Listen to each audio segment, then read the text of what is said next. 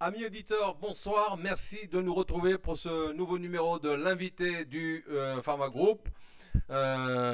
Nous sommes dans un contexte où nous sommes toujours dans la continuité de la nouvelle loi santé qui est sortie en 2018 et pour laquelle il y a encore beaucoup de travail à développer en matière juridique. Avec nous pour en parler ce soir, nous avons un expert en pharmacie qui a fait un peu tous les métiers de la pharmacie, le docteur Rachid Rebbi, diplômé de l'Université d'Alger et de Montpellier. Vous avez été maître assistant en pharmacie galénique et chargé du développement des produits génériques. À partir de 1981, vous occupez les fonctions de responsabilité au niveau de l'administration centrale et du secteur économique. Et depuis 1999, vous accompagnez les firmes pharmaceutiques locales et internationales en tant qu'expert, consultant pour la conception, la réalisation et la mise en route des projets industriels. Et vous êtes également formateur et auditeur dans le domaine des bonnes pratiques de fabrication et de la réglementation. Et enfin, vous êtes pharmacien d'officine, donc vous avez fait un peu l'ensemble des métiers de la pharmacie. Ça fait de vous notre interlocuteur privilégié. Merci d'avoir accepté notre invitation. C'est moi qui vous remercie. Je vous remercie également pour vos bonnes paroles. Et je tiens également à vous remercier sincèrement au nom de la profession pour tout ce que vous faites et pour votre mobilisation constante dans l'achèvement des objectifs de la profession. Il est important qu'il y ait des personnes comme vous qui jouent un rôle de leader dans la profession. Donc, chers confrères, chers confrères, j'ai le plaisir de vous retrouver ce soir grâce à M. Kekat. Des compliments, je vous remercie beaucoup. Vous m'avez mis un peu dans la gêne, mais on va quand même continuer. Alors, tout de suite, nous attaquons notre première question. Quelle a été par le passé la place du pharmacien dans notre système de santé et qu'est-elle devenue en 2019? Oui, alors dans les faits et non dans les constructions administratives et bureaucratiques, le pharmacien d'officine a toujours été un pilier et un maillon incontournable du système de santé en Algérie. Il est bien connu que c'est le seul professionnel qui est immédiatement accessible au public. Quelquefois, vous pouvez avoir envie de dire quelque chose à un avocat, mais il n'y a pas moyen de lui dire bonjour et de lui demander un conseil. Quelquefois également, vous pourriez demander quelque chose à un médecin, mais ça ne marche pas. Le pharmacien, c'est le seul professionnel qui est directement accessible au public et gratuitement. Donc, c'est quelque chose qui est très important parce que c'est un interlocuteur de confiance et un interlocuteur qui est disponible.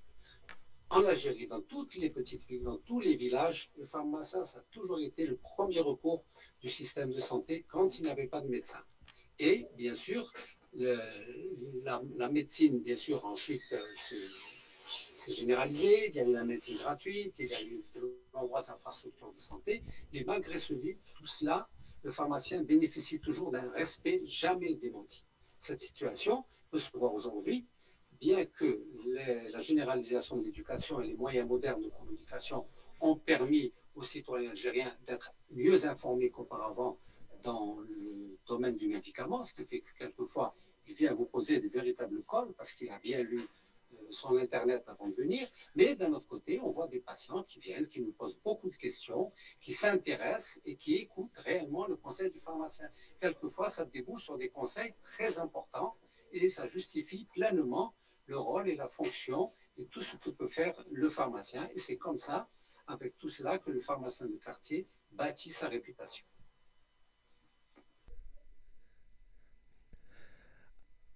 Alors, l'image de la pharmacie semble avoir été ternie dans notre société, qui est souvent plus perçue comme activité commerciale que comme espace de santé. Partagez-vous cet avis? Oui, en fait, là, il y a une banalisation de toutes les activités en Algérie. Et ça nuit aux pharmaciens comme à toutes les professions. Mais pour le pharmacien, il reste toujours un capital de respect et de sympathie. Et ça, on le sent tous les jours. Et c'est ce capital qu'il faut faire développer et fructifier. Il est connu qu'on va chez le pharmacien 20 fois plus que chez le médecin. on change rarement de pharmacie. En principe, on garde toujours le même pharmacien.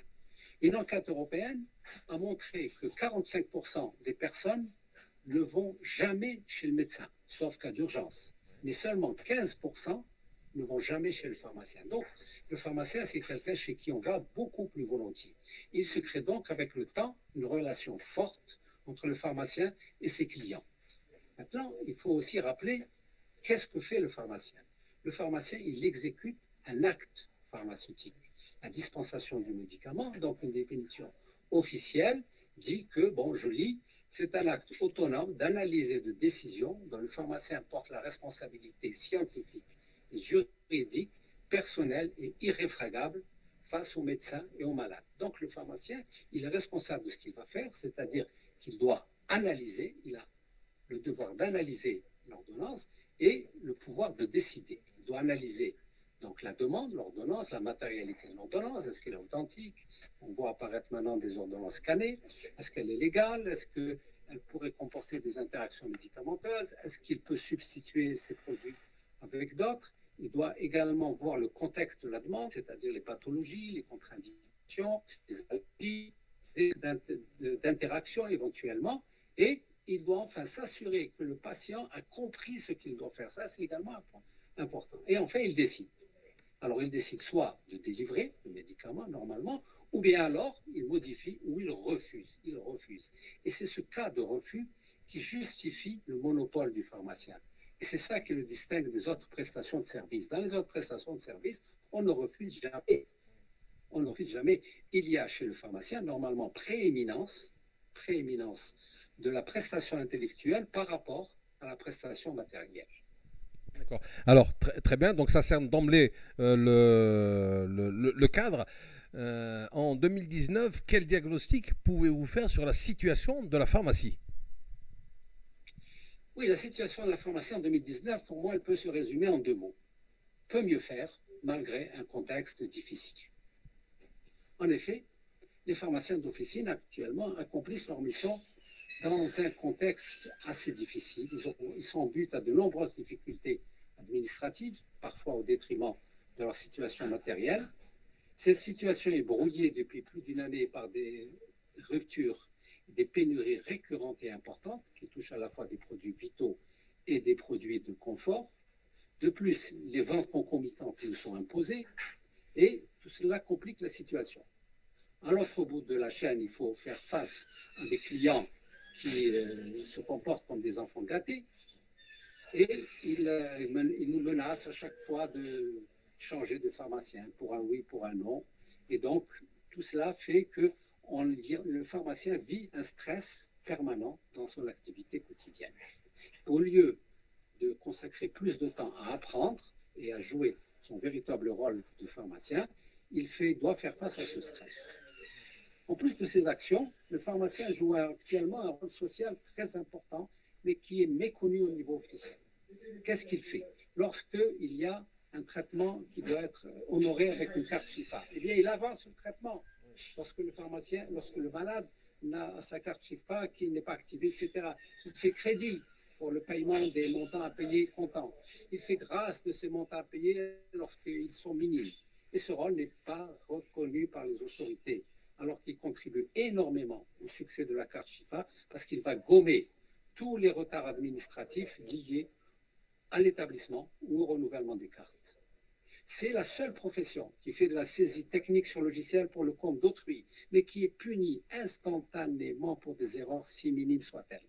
Je vous demanderai de faire un petit essai. Vous prenez un trajet en avion avec 2 escales, trajet international avec 2 escales. Vous allez dans une agence et vous faites faire un prix. Vous faites 3 autres agences ou 4 autres agences, bien sûr, de la même compagnie, eh bien, je vous garantis que vous allez avoir 5 prix différents. Mais, comme ça se passe en interne, eh bien, on n'en sait rien. Donc, vous auriez pu avoir des différences d'une agence à l'autre, mais vous n'en savez rien parce que vous n'avez pas fait ce système-là. Le pharmacien, lui, comme il le fait, la saisie pour autrui, il est puni pour des erreurs extrêmement minimes.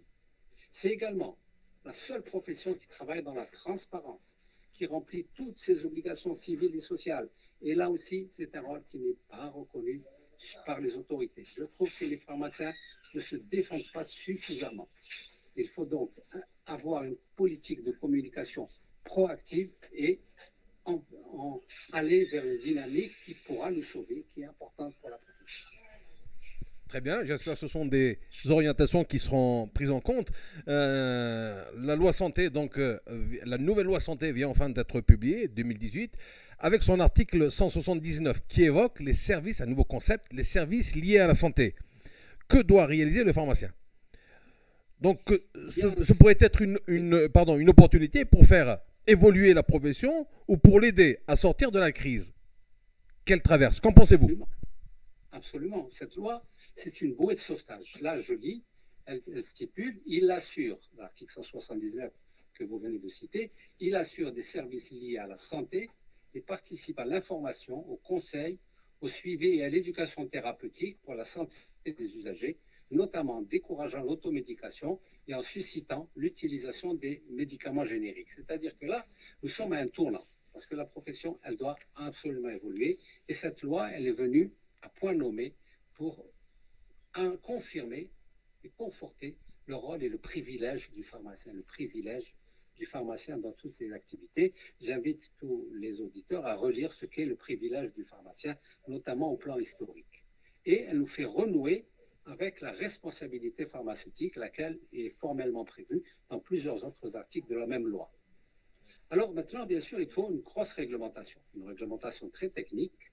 C'est un chantier très important qui implique un engagement soutenu et sans faille de la part de toutes les personnes qui vont y travailler. Eh bien, ce sera leur noblesse et leur fierté que d'avoir initié et mis en place ce nouveau cadre et ces nouvelles missions qui feront sortir la profession de la banalité quotidienne. Il n'y aura pas de résultat immédiat, mais il faut se lancer sur de bonnes bases, tout ceci afin de revivifier l'esprit pharmaceutique. C'est très important.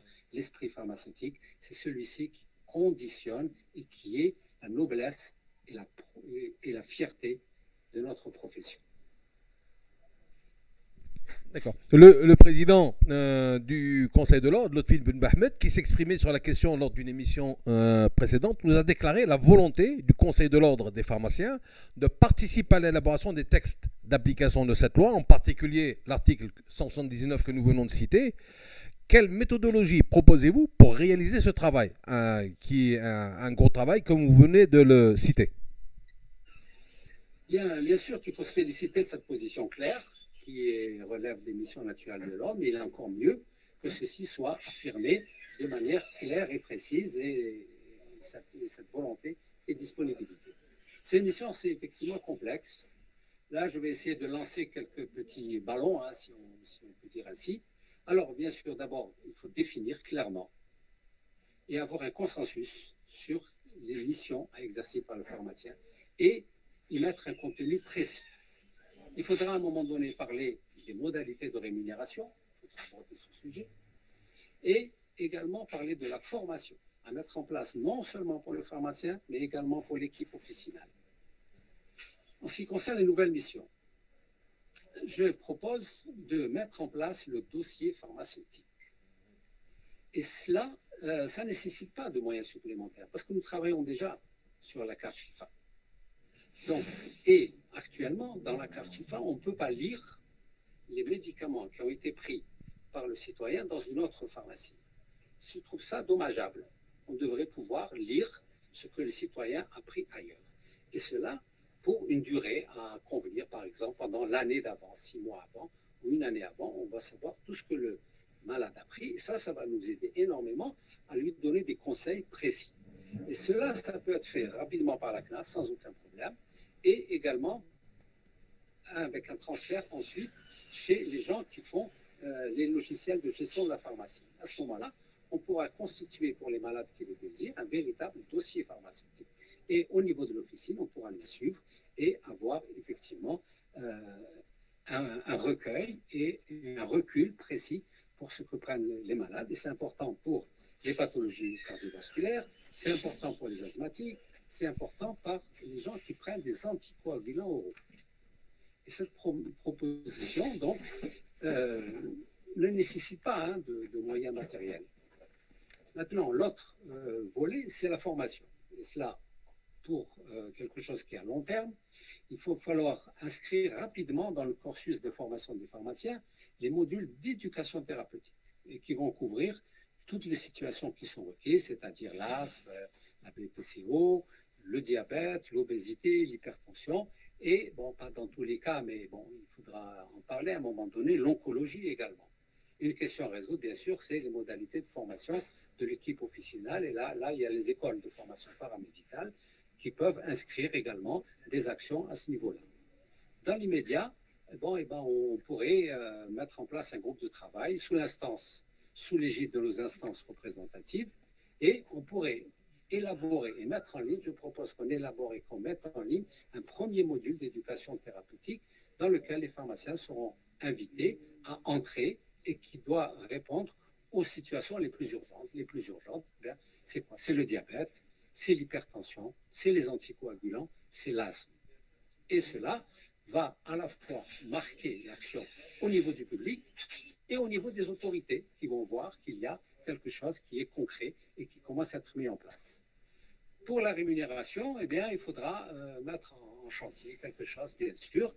Et comme vous le savez, la marge du pharmacien n'a pas évolué depuis plus de 20 ans.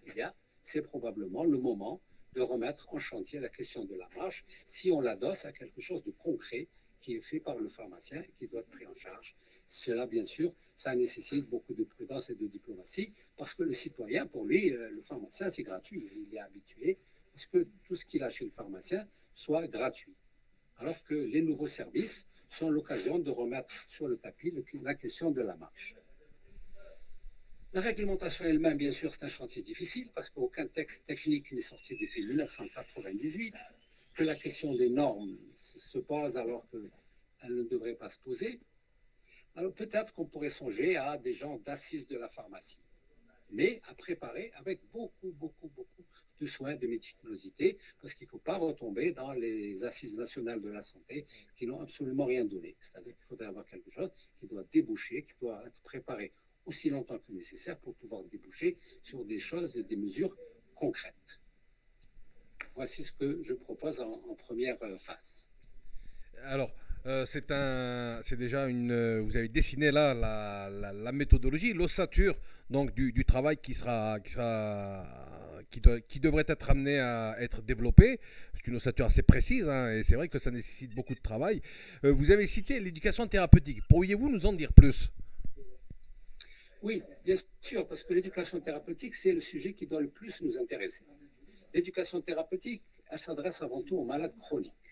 L'OMS a donné une définition en 1998, je lis, ça consiste à aider les patients à acquérir ou maintenir les compétences dont ils ont besoin pour gérer au mieux leur vie avec une maladie chronique. Donc ça s'adresse avant tout aux malades chroniques. Il faut savoir que dans le conseil pharmaceutique, on fait de l'éducation thérapeutique, mais c'est un petit peu, chacun le fait à son niveau, chacun le fait comme il peut, chacun le fait comme il sait, et il y a un peu d'improvisation là-dedans. En fait, non. Il faut arrêter de faire de l'improvisation et avoir des méthodologies pour pouvoir aider les patients chroniques à comprendre leur maladie et leur traitement, collaborer avec leurs soignants pour pouvoir maintenir leur qualité de vie. Et ça s'adresse aussi bien aux patients que, lorsqu'il s'agit de personnes âgées, à la famille des patients. Ils peuvent être associés au contact entre le pharmacien et les malades.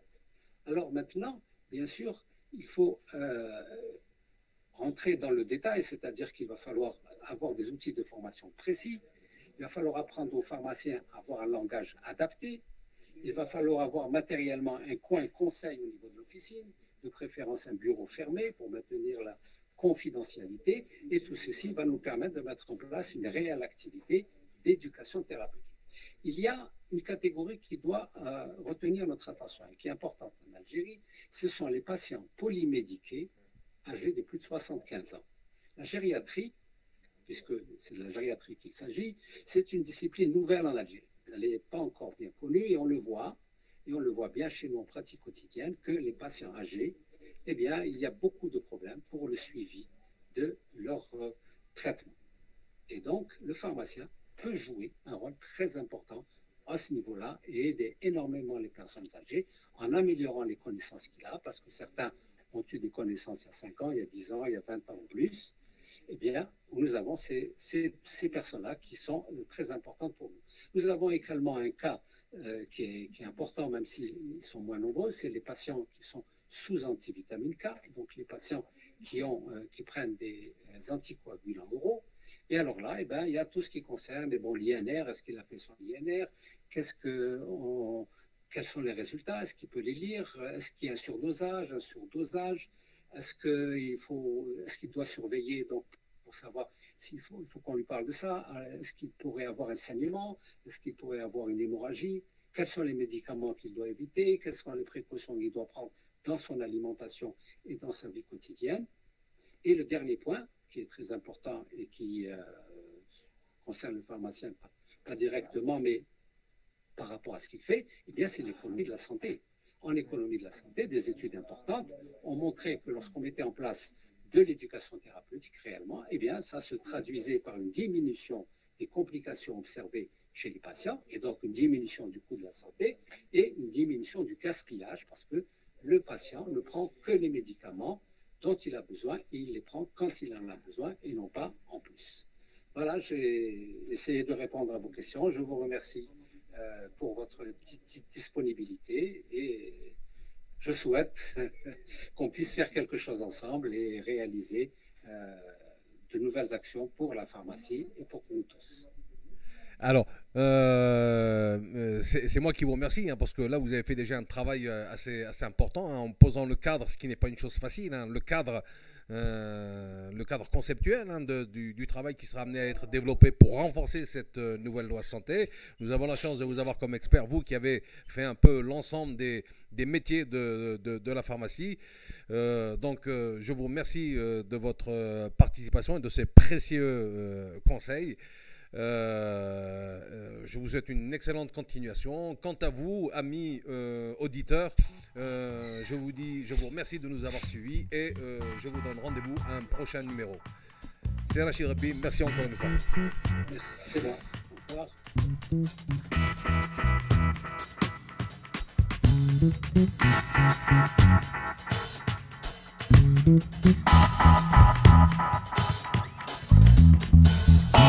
revoir.